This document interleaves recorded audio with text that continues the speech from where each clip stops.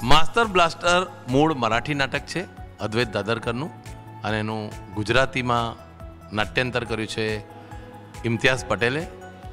Master blaster મૂળ એક teacher અને સ્ટુડન્ટના રિલેશનશિપની વાર્તા છે.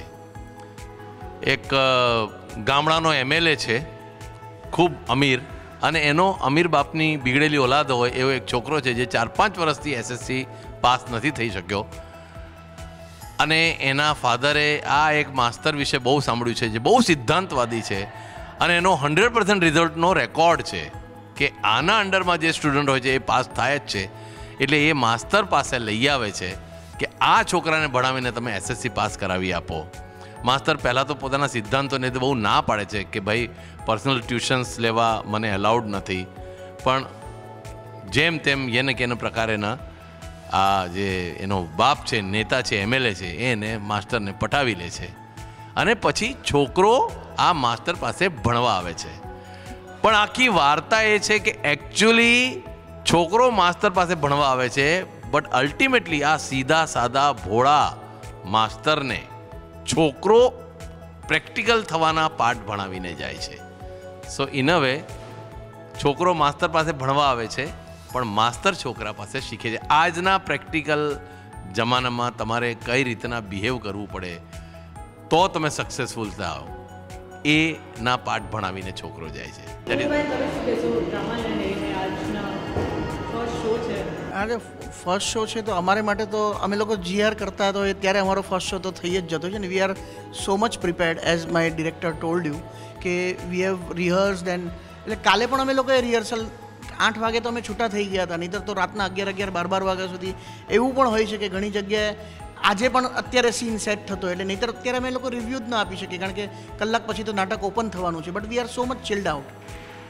એટલે અને દરેક જણાએ આ નાટક જોવું જોઈએ કારણ કે દરેક એજ ગ્રુપને આવરી લેતું આ નાટક છે કે સ્ટુડન્ટના પોઈન્ટ ઓફ વ્યૂથી પણ મા બાપને સમજાય અને મા બાપના પોઈન્ટ ઓફ વ્યૂ પણ સ્ટુડન્ટને સમજાય. અને teacher what he goes through when he teaches, he gives his everything what he has learned, એ બધું જ એ સ્ટુડન્ટને આપી દેતો હોય છે ને. એટલે જ આ માસ્તરનો 100% રિઝલ્ટનો રેકોર્ડ છે કે એ કારણ કે એ ઠોઠમાં ઠોઠ વિદ્યાર્થીઓ માટે પણ બોર્ડની પરીક્ષા પહેલાં સ્પેશિયલ ક્લાસ લેતો હોય છે because he wants to clear everyone. આ સ્ટોરીમાંની બ્યુટી એ છે કે જનરલી આજકાલ શિક્ષકોનું પ્રોફેશન જે એક જમાનામાં બહુ એક નોબલ પ્રોફેશન ગણાતું હતું, આપણે ત્યાં શિક્ષકનું અને ડૉક્ટરનું આ બે પ્રોફેશન બહુ નોબેલ ગણાતા હતા, પણ આજકાલ એ પણ they are also highly professional people, right?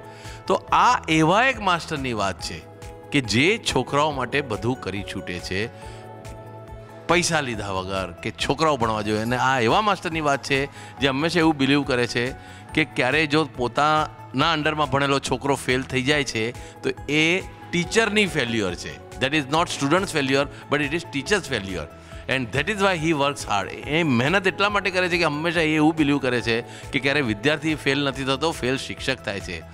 Paper ભલે છોકરાઓ લખતા હોય છે પણ એક્ઝામ શિક્ષકની ચાલતી હોય છે.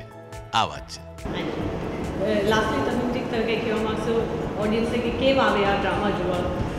કારણ કે આ નાટક બહુ જ સરસ છે, તમને મજા પણ આવશે અને it is hardcore commercial play. એટલે એમાં કોઈ એવું શંકાનું સ્થાન નથી કે તમને પ્રીચિંગ પણ નથી, પણ સાથે સાથે તમને બોધપાઠ અને રમૂજ પણ પૂરી પાડે છે અને દરેક જણા આ સબ્જેક્ટ સાથે આઈડેન્ટિફાઈ કરી શકે. તમે સ્ટુડન્ટ રહી ચૂક્યા હો કે સ્ટુડન્ટ હો, તમને બેઉને મજા આવે એવી વસ્તુ છે. પેરેન્ટ્સ હો તો પણ મજા આવે કે આ બાપો બહુ જ કરપ્ટ પોલિટિશિયન છે, સામ દામ દંડભેદ કરીને પોતાના છોકરાને શિક્ષક પાસે ટ્યુશન લેવડાવવા શિક્ષકને કન્વિન્સ કરી રાજી કરી નાખે છે. પણ અંદરથી એની પણ ઈચ્છા છે કે યાર મારો છોકરો પાસ થઈ જાય, 10th પાસ થઈ જાય અને ભણી જાય, અને that is is real concern. Otherwise he could have manipulated the situation his own way. પણ એની એવી ઈચ્છા છે કે ના છોકરો ભણે. એટલે ઓવરઓલ બધાને મજા આવે એવું, દરેક વર્ગને આઈડેન્ટિફાઈ પણ થશે અને આ સબ્જેક્ટ જે છે એ યુનિવર્સલી એક્સેપ્ટેડ છે. આ કોઈ દિવસ જૂનો થાય નહીં અને લોકોને ગમે એવો જ સબ્જેક્ટ છે.